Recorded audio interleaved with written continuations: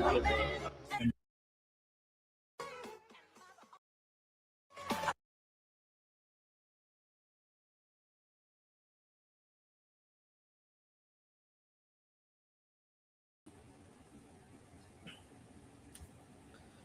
going on, family? Welcome to the ride. Uh, how we doing?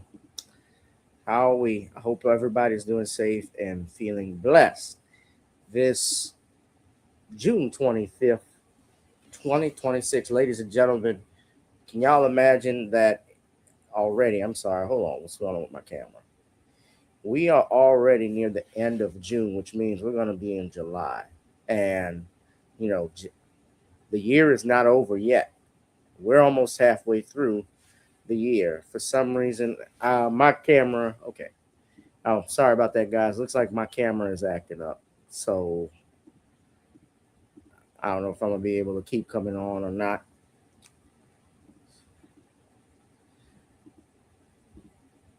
Make sure you hit the like, share, and subscribe button, ladies and gentlemen. Let's come on in. Let's come on in. Shout out to all my people that are watching via Facebook, via Rumble, and X. Come on in, come on in, come on in.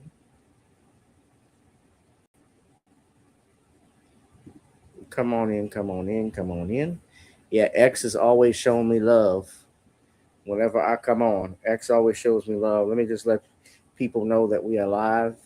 We're going to come in and we're going to be talking about June 25th, ladies and gentlemen. We're talking about June 25th.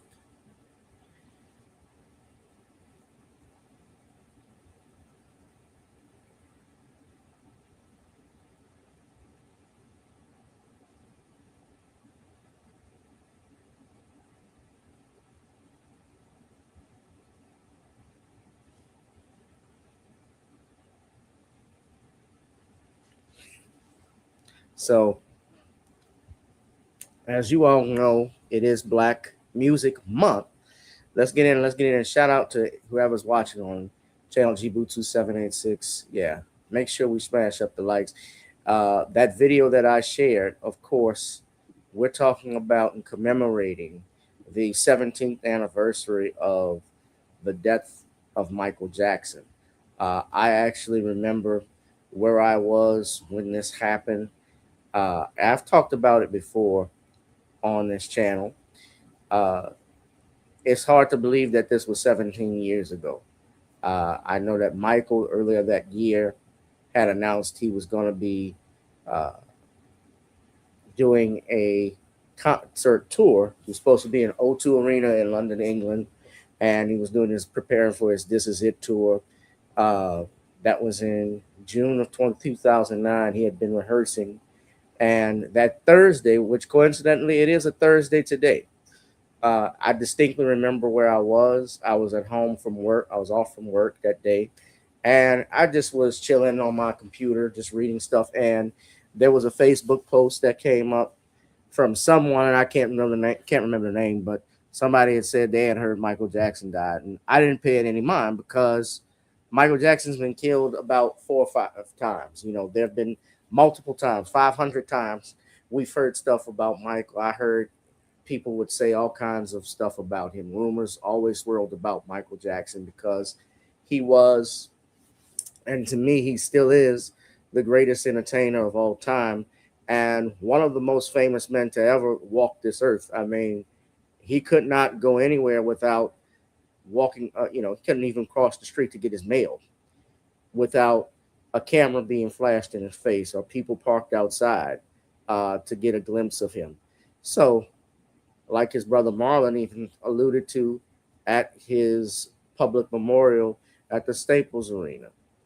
But I remember where I was when the news happened, and let me see if I can just play. Yeah, I remember when CNN covered it, and I remember stuff. We're getting some breaking news coming into the situation right now from about Michael Jackson, the king of pop, who's 50 years old. Let's go to Deborah Farrick. She's working the story for us. What are we picking up, Deb? Well, here's what we can tell you. This is what's being reported by KTLA. Apparently, Michael Jackson suffered cardiac arrest this afternoon. He was rushed to UCLA Medical Center. At 12:21 this afternoon, the Los Angeles 911 operators took a call in regards to a need for a medical emergency at the 100 block of Candlewood Drive, which is in West Los Angeles. When the paramedics got on scene, they treated the patient and then immediately transported the patient to UCLA. We just talked to Brian Oxman. He is the family attorney for the Jackson, and he says that according to Randy Jackson, Michael Jackson's brother, Michael Jackson collapsed in his home in West Los Angeles this morning, and they called paramedics. He says that the family is either at UCLA Medical Center or en route to UCLA Medical Center. CNN sources are now saying, multiple sources, that Michael Jackson is in a coma at UCLA Medical Center, suffered from cardiac arrest, and is now in a coma. If you look at the aerials that you're showing on air, and you see the number of people that have already gathered outside the hospital, if that is a testament to the star power of Michael Jackson, I don't know what is. And this is the day that, and coincidentally, you see that little disclaimer, that little ticker at the bottom. Farrah Fawcett had also passed away of cancer, too. Of course, when she passed, a lot of people weren't talking about it as well, but that was because, Michael Jackson's passing was huge. At that time, that broke the internet. The internet, I remember, was down in some places, and the Facebook searches, the Google searches went up. There was also a renewal in buying all of Michael Jackson's music. And, this period where he was in, of course, they call it a comeback tour, but I don't know if it would be appropriate to call it a comeback because Michael Jackson really never left. They tried to knock him off multiple times back in 93, back in 2003, and finally and sadly, they did this with, I said 2003, 2005, and finally in 2009, because, what made Michael an enemy was the fact that he had bought and purchased that catalog, in my opinion, in 1985, August of 1985, the ATV catalog that he had eventually did merge with Sony and owned half of Sony's music publishing and owned the ATV publishing, which included the Beatles. Every time I say the Beatles, I got to give the British accent for some reason. And that contained both the Beatles, some of Elvis's music, as well as Little Richard and Sly and the Family Stone, the Cornelius Brothers and Sister Rose, Nat King Cole, a lot of black artists. And Michael, of course, there's another story with that, but Michael gave Little Richard back his music publishing for nothing. Dick Gregory has told that story, and that's been confirmed from a lot of people. But also, he gave Sly Stone back royalties, and that was the reason why Michael Jackson actually bought that catalog. He was impressed with the amount of black artists that were on the ATV catalog. But I'm getting off topic. I want to get back, of course. There was a renewed interest in Michael Jackson's catalog after he passed. And I remember where I was. I saw initially those reports on Facebook that he had passed. I disregarded them. And a few hours later, that evening, my mom came home. Now, I didn't have the TV on cable when my mother came home or anything like that. I wasn't watching TV, like talking about it, so I missed the news coverage. And it was not until my mom got home from work. I was 23 at the time. And my mom and we were talking. We went in the bathroom. We had a big house. And we talked, and she sat down, and she said, I had some bad news to tell you. And I said, what? And my back was turned as I was walking in the hallway. And she said, Michael Jackson died. And I turned around, and my mouth dropped. Because now, putting it together with what I saw on Facebook, and my mom saying it, then it's got to be true.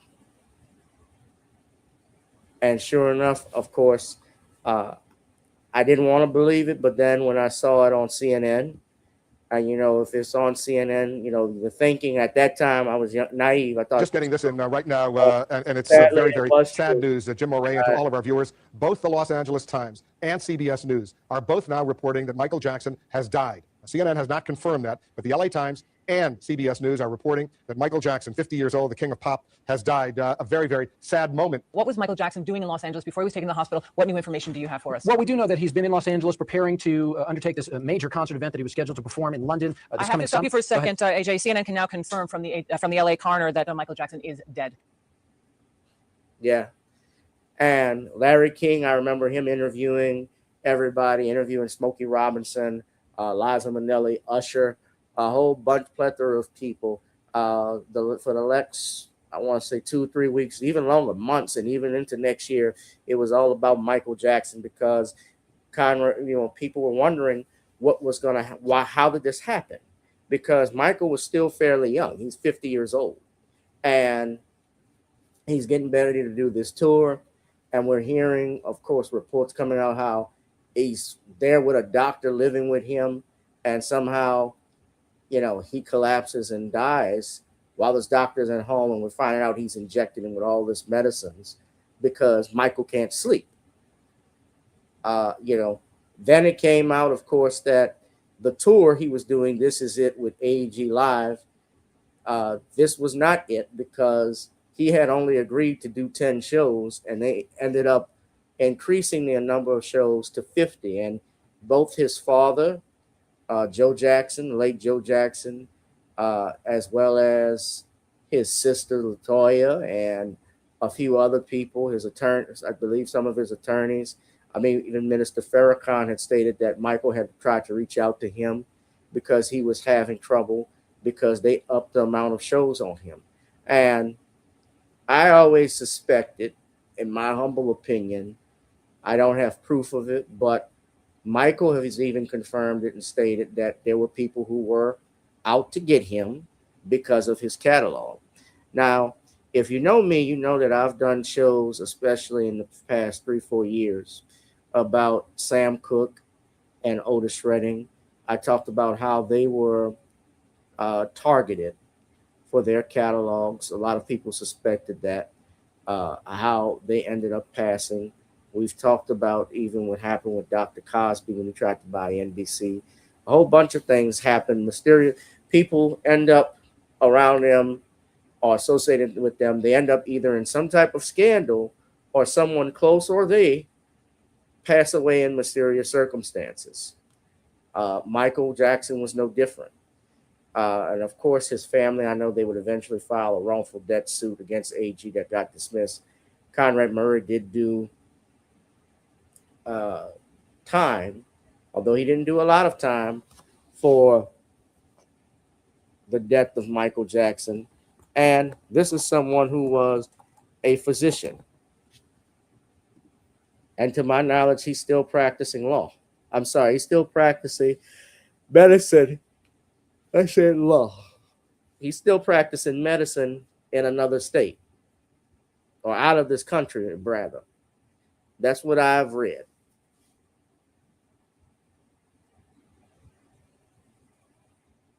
He only served 2 years. He was found guilty of involuntary manslaughter. His medical license was revoked and his license in California and Nevada was suspended. But my understanding, he still practices medicine.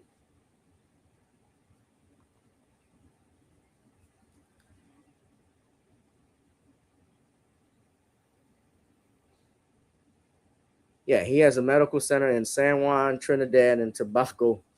He also is allowed to, according to a report in 2022, the Nevada State Board of Medical Examiners allowed him to retain his medical license. Who the hell is going to him for treatment? Who's going to him to get treated?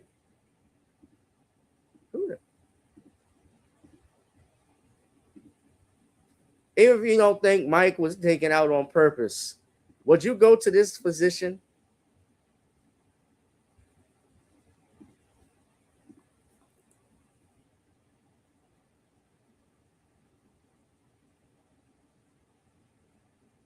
And he even released a memoir entitled This Is It. And he tried to say Michael injected himself as his defense. I don't know about that. And apparently Mike had, they're trying to say, had dependency on medicine, on drugs. I know he had painkillers from that Pepsi accident that really changed his life. That was back in 1984. He was never the same. Michael was never the same after that. He had to have reconstructed surgery on his scalp and so forth. And let me take this demon off the screen. Yeah, he was scarred. Yeah. So he never really recovered from that.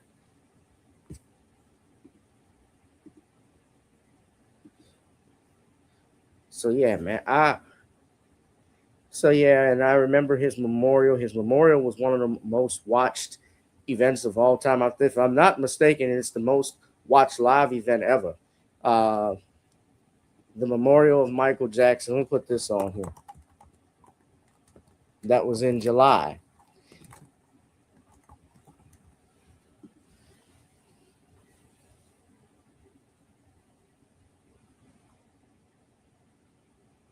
July 7th. That was another Thursday.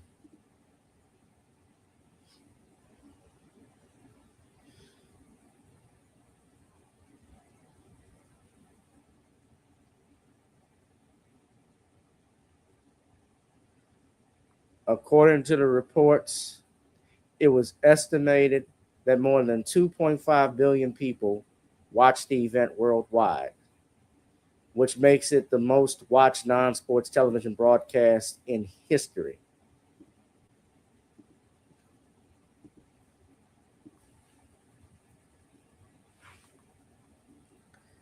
According to Nielsen, 31.1 million Americans watched the service live on TV, an amount comparable to the 35.1 million who watched the state funeral of Ronald Reagan, while over 59.5 million US viewers tuned in via streaming.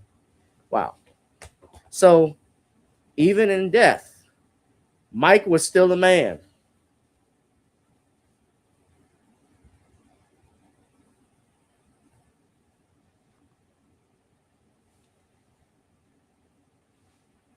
Mike was still a man. And yet, and he could pull an audience. Now, just imagine had he lived and done this tour, which it sold out, by the way, but had the tour been successful and Mike was in debt, the debt would have been paid off based off the tour, more than likely. And he probably would have kept the catalog.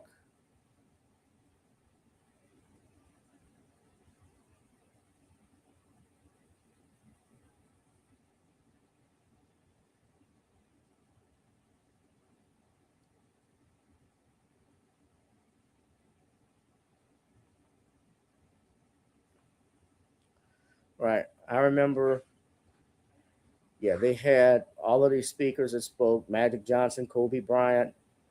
You also had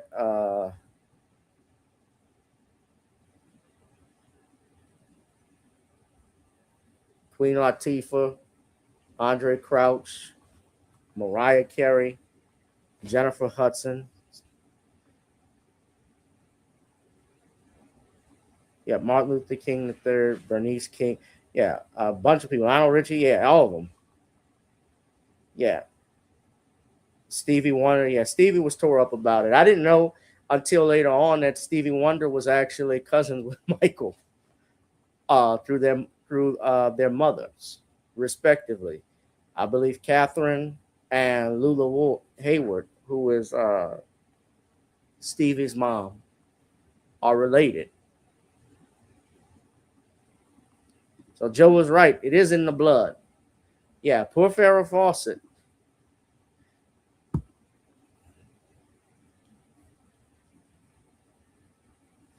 It has been a long time since I've been live, Mark.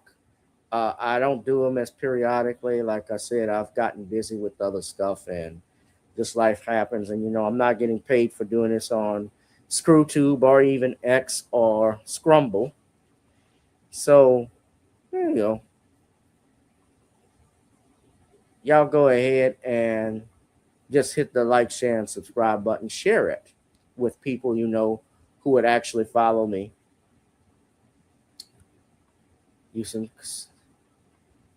And hey, you can even drop something if you want to support me in the Cash App, PayPal, or Zelle. But no, I haven't been coming on with great frequency, and just dealing with some uh, family stuff too. So I'll just leave it at that.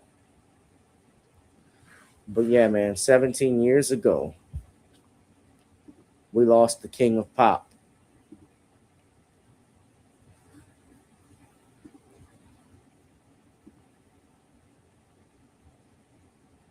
It's still hard to believe. It's still hard to get over for me that he's gone.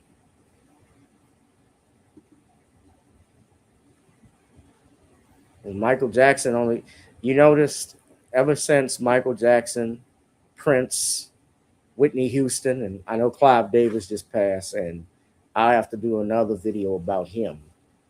The nefarious stuff I've heard about him. Yeah, Clive Davis. Yeah. But Whitney Houston. Since those artists have passed, music truly has not been the same. If you think about it, music has, since those big names have gone, we've gotten more, and not saying necessarily it's a bad thing, but the originality and the time and effort that artists like a Prince and Michael put in has gone. It's just not the same anymore. Our artists who we love and grew up with have passed on or have gotten sick and elderly. Charlie Wilson, I didn't notice, but get well soon, and Charlie Wilson had a stroke.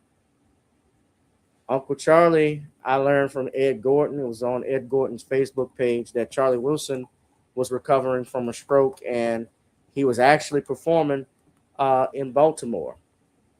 So I heard he made a recovery in his return, but he had to learn how to walk again.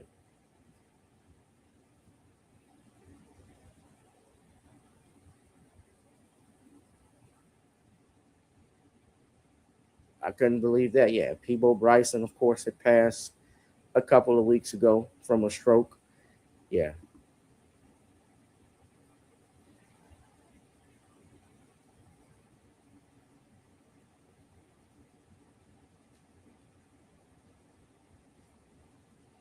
Charlie is 73 years old.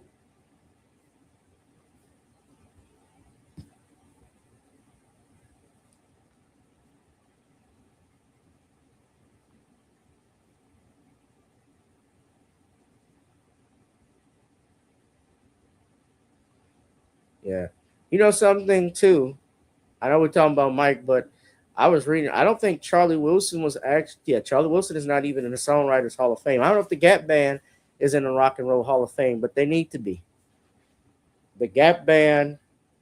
The Gap Band. I'm gonna tell you the best R&B bands of all time. Maze featuring Frankie Beverly, Earth, Wind, and Fire, and the Gap Band in that order. Now, maybe you could say Maze and Earth, Wind, and Fire could change up, but something like that. You know, Maze, Frankie Beverly doesn't get a lot of credit. Charlie Wilson, for all the songs that he's written in the career he's had, I don't believe he's even in the Songwriters Hall of Fame. And I mean, he co-wrote hits. Yeah, he should be in there. But yeah, get well, brother Charlie. Yeah, he did an interview with Big Boy about his recovery from a stroke and the medical emergency. You wouldn't think that, but yeah, get well soon. But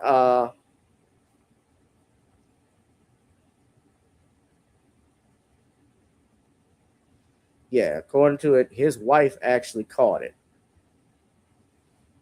But I think his wife, Charlie Wilson's wife, is in the medical field, so that was a blessing to have. But Spirit says it doesn't seem that long ago. Yeah, we're talking about Michael. No, yeah, it was 2009. Yeah, time has flown so fast. You don't think about it because we get caught up and busy doing other stuff. But yeah, I salute to the king of pop. ladies and gentlemen, and how you remember Michael Jackson and his legacy. Also, they had a lot of books, a lot of stuff coming about on Michael. Some books to read, especially about Mike and his demise. If I'm not, they're trying to assassinate this man's character 17 years later. But Leonard Rowe, who was a concert promoter, he wrote a book on Michael called "What Happened to Michael Jackson, the King of Pop: The Evil Side of the Industry." Yeah, he said he was suspicious of stuff. Yeah, I've heard about that. The people that came into his life afterwards, once the deals were signed. Yeah, you go to Art of Dialogue, his bodyguard, Bill Whitfield, even talked about how Mike told him, shout out to Art of Dialogue. He's been having some fire contact. How Michael said once he signed the contracts that the snakes are going to be coming out. And sure enough, they were. Yeah, Frank DeLeo, John Brinken came back. Leonard Rowe and Michael's father has stated that he would have never rehired those guys again.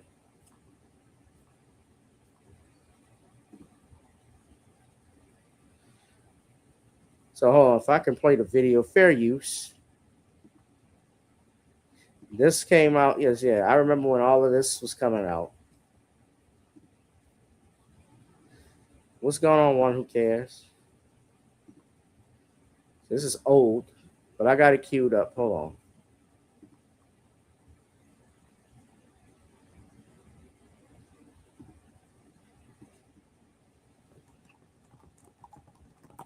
Yeah.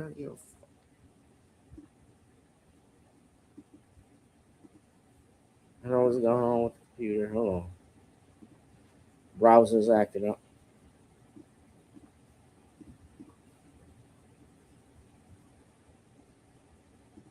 New details from our exclusive interview with Michael Jackson's father, Joe, about his son's upcoming run of 50 sold-out performances in London, about concerns for his health. We'll also talk exclusively to one of Michael's oldest friends and ask, was the King of Pop really ready for such a demanding tour schedule? Here's ABC's Chris Connolly.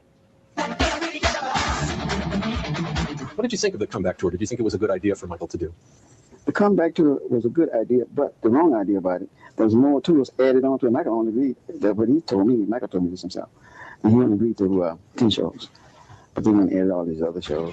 I was worried about his health because all the shows that I'm seeing, no artist can do those many shows, back to back like that. And so, Michael couldn't do all those shows without some rest in between. But the tour's producers have said Michael was performing at a high level and would have had lots of rest during the London run. Randy, was 50 shows too many for Michael to be expected to do? He was going to average 2.25 shows a week. So the truth is, Chris, if that was too many, then one would have been too many. I don't buy that. And remember, this is not really a tour. It's actually in one city. It's in London. It's not going from London for for 2 nights and then to Paris and 2 nights in a row after the next week, and then Munich, Germany, or where, or Madrid, Spain, anything like that. It's not a full European tour. He's in one city. He built up his stamina. There would have been no problems, I don't think, with him doing this tour. Nobody was pushing him into it. Nobody was overworking him. All those reports are false.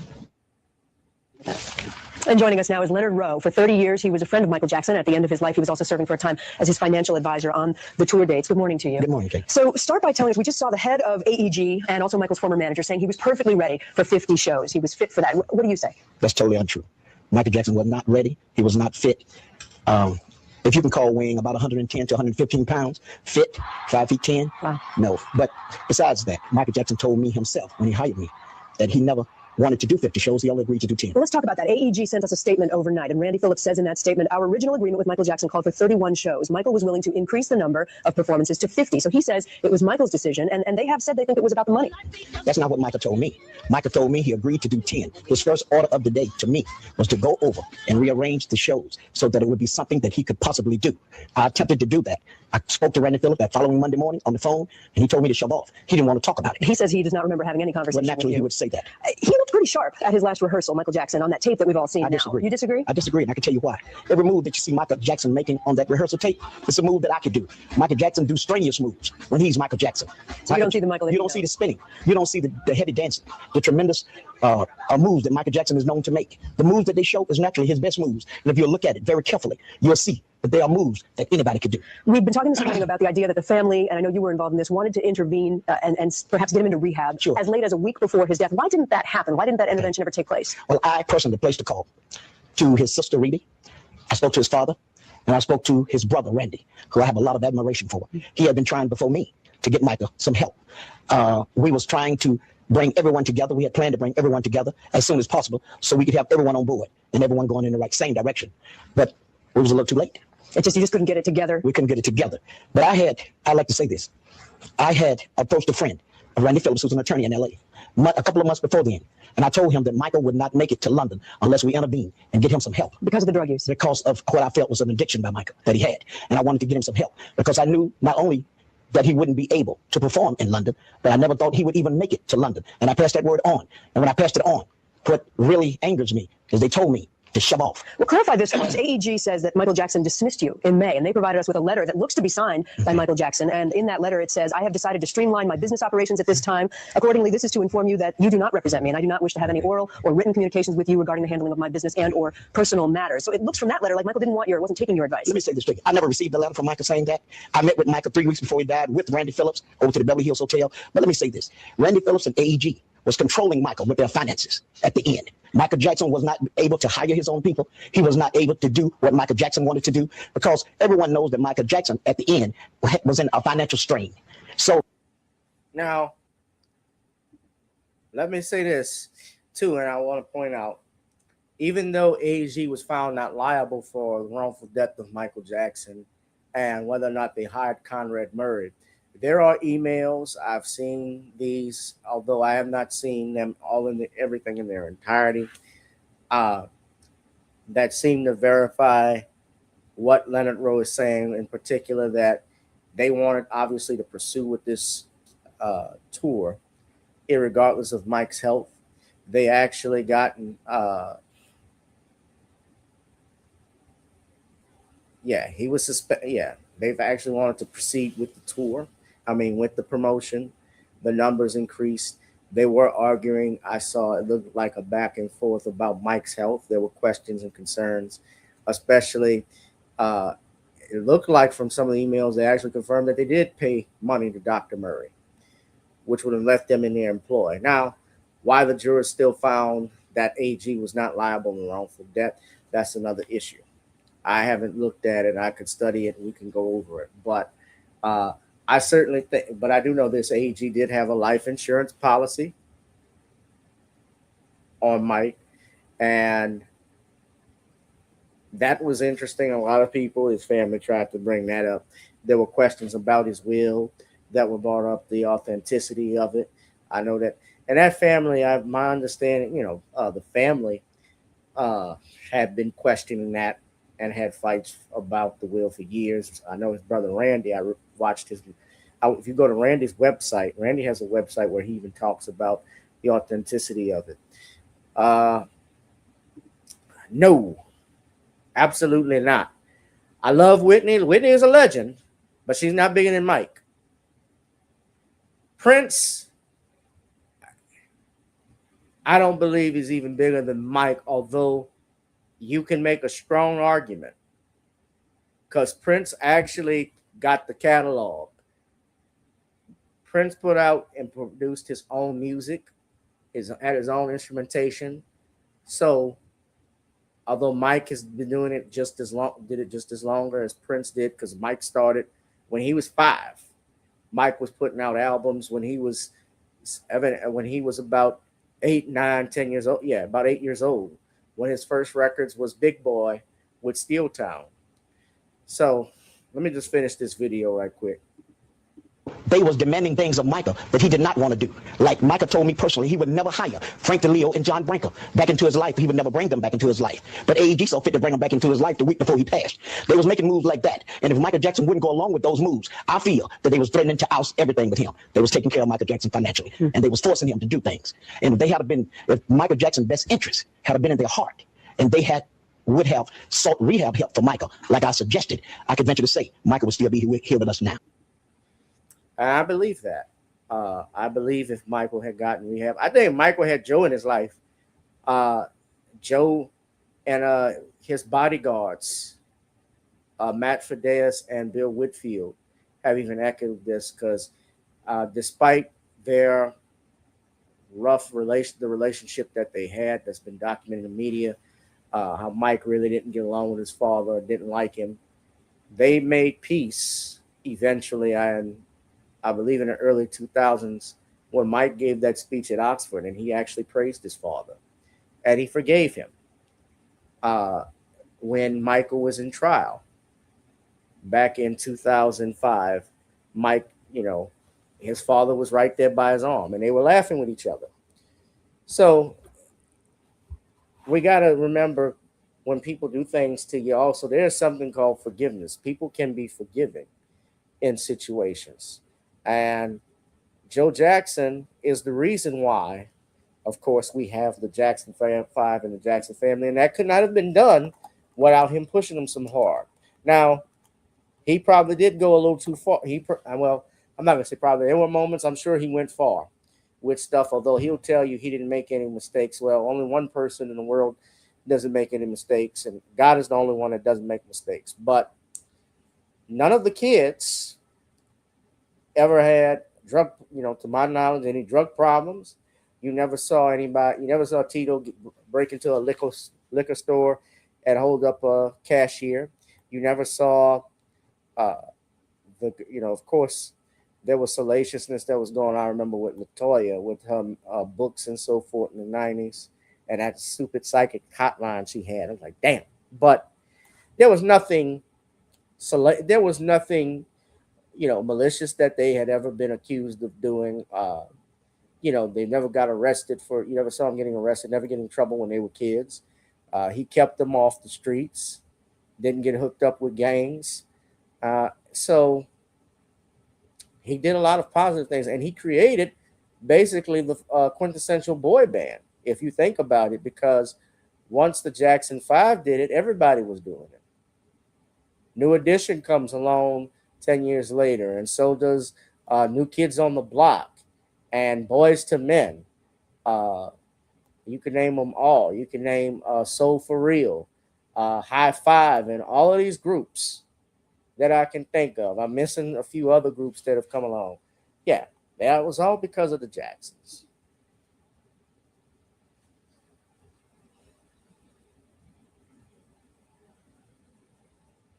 Before I leave out of here, there was an article I was trying to, and I didn't get a chance to do this. I wanted to actually put in a publication. And unfortunately, I wasn't able to. But I wanted to share with you all because, as you know, Mike has come under attack. And Netflix has this documentary that was to air or did air actually a few. Great. Now I'm saying I can't. I'm trying to open it. I thought I had this queued up. Excuse me 1 second. See if I can open it.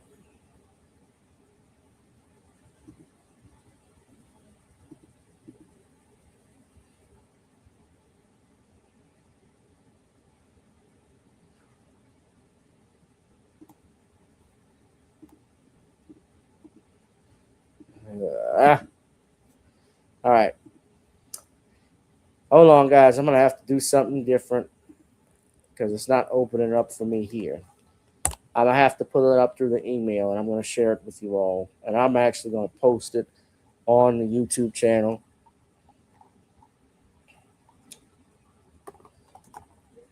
But this is an article I wrote back on May 30th of this year, and I'm gonna share it with y'all here. So I'll just make it public. I ain't not be not gotten paid, but just wanted to put my own thing up here. So it's called "What is the rehashing of the What is it with the rehashing of the Michael Jackson allegations?" I'm a criminal defense attorney. I've been I've worked over 11 years as an attorney. Let me see if can y'all read that?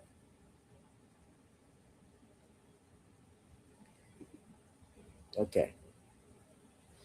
I've worked over 11 years as an attorney, and 4 of those years were spent as a public defender. So let me start on the outset and say that I have a sense of bias for the defense. At least I'm honest and open about things. I've been open to hear the allegations made against certain celebrities due to the Me Too allegations. I believe people have the right to tell their story and truth. However, I keep in mind that general principle that was established by our court system that all accused of a crime are presumed innocent until proven guilty. That burden rests upon the state to prove beyond a reasonable doubt the guilt of a person they named as a defendant in the charging indictment. A jury composed of 12 people with 2 alternates decided the fate of that person after hearing all arguments, direct examinations, cross examination, rebuttal witnesses, etc. This was all done in the case of the state of California versus Michael Joseph Jackson over 20 years ago. I recall being a student at Tulane University on June 13, 2005. My father picking me up from class and the verdict being read over the radio. A full sweep in favor of Michael Jackson and his defense team led by Tom Mesereau. 14 counts, including 10 felonies and 4 misdemeanors. Tom Sneddon, the DA of Santa Barbara County, had alleged that Michael Jackson, I guess, I don't want to get banned for saying this, but assault basically touched a 13-year-old boy, then 13-year-old Gavin Arvizo, inappropriately. It was no secret that Sneddon was not fond of Jackson after the 1993-94 scandal involving the Chandler family. With the debut of Martin Bashir's misleading documentary Living with Michael Jackson, Sneddon threw all his chips in with the hopes of putting Michael Jackson behind bars. The jury, made up of 7 Caucasians, 4 non-white Hispanics, and 1 Asian, deliberated over 32 hours from the course of 7 days. They found Michael Jackson not guilty, neither because they were fans of his music, nor that they loved his movie Moonwalker, but because they did not believe the prosecution had a strong case. Paulina Kukoc,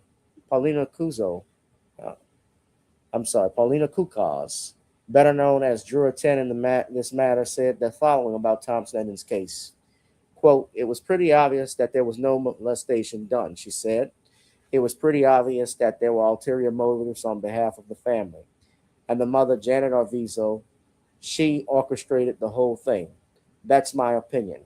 But there wasn't a shred of evidence that was able to show us or give us any doubt in voting not guilty. It was pretty obvious there was no other way to vote other than not guilty." With the release of the Lionsgate film Michael, of course, y'all know, and this is me, I'm stop reading now. That's the biographical film. It's already about to approach $1 billion worldwide. It's the highest grossing biopic of all time, surpassing Oppenheimer. A biographical film starring Jackson's nephew Jafar in the lead role. Old allegations that have since been disproven have now resurfaced and been rehashed. This is in spite of a verdict of not guilty. This is in spite of former child stars such as Emmanuel Lewis, Macaulay Culkin, and Aaron Carter, who have denied anything inappropriate happened with Michael Jackson. And yet, after this, the mainstream media is still trying to figure out how to convict the dead.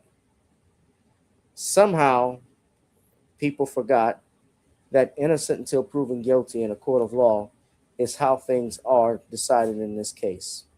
When I interviewed Tom Mesereau in 2000, and this actually was in 2020, not 2021, I remember that, he told me that the prosecution had 5 prior bad act witnesses, and all of their stories fell apart upon cross-examination.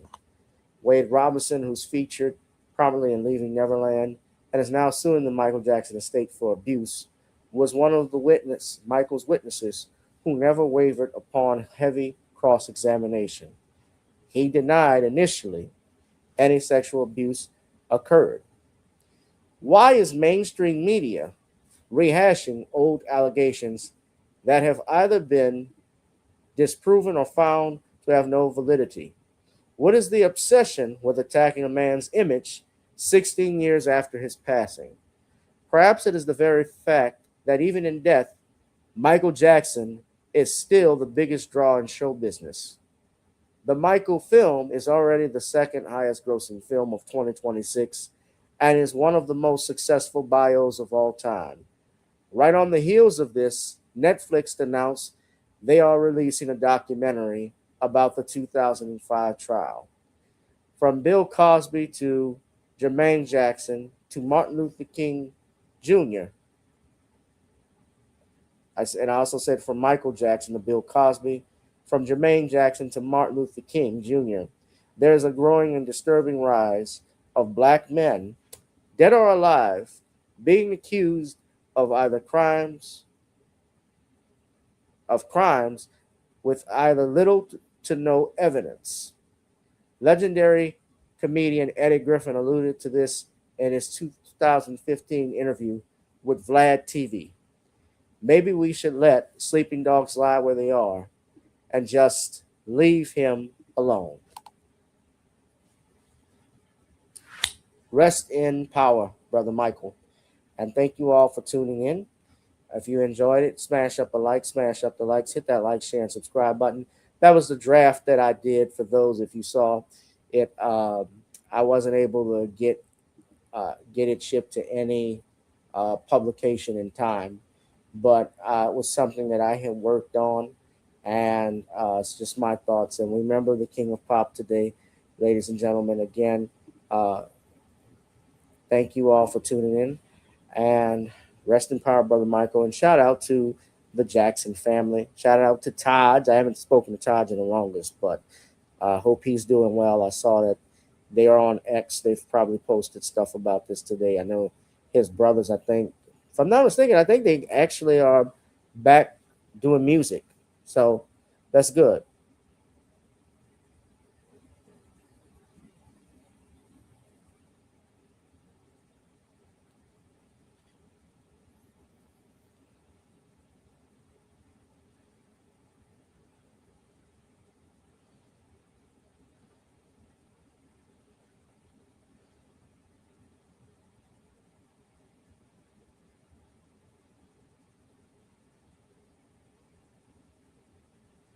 All right.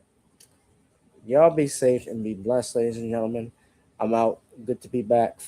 Good night. Peace. Whoever you are, wherever you are, hope you are blessed and doing safe. Ladies and gentlemen, greetings, family. Of course, I'm tuning in. You see me without the glasses off today. But if you're looking for some opportunities, particular advertisement opportunities, then look no further at the link at the bottom to my email address. You can hit me up for advertisement opportunities. We are supporting and promoting your businesses here on this channel. You can also, if you would like to donate and subscribe to our Patreon, a link is at the bottom as well. So you have multiple ways in which you can advertise with the platform by emailing me when we go on do our live stream. You also have access to premium content, those that want to see premium content that you will not find here on YouTube or Facebook or Twitter, as I am suspended probably by now. You guys can check out the Patreon at link at the bottom. But advertisement opportunities, definitely email me, gavin.grich1@gmail.com for rates and for the Patreon. It is the same as the YouTube channel. It is channel gboot2786. All right, I'll holla. Peace.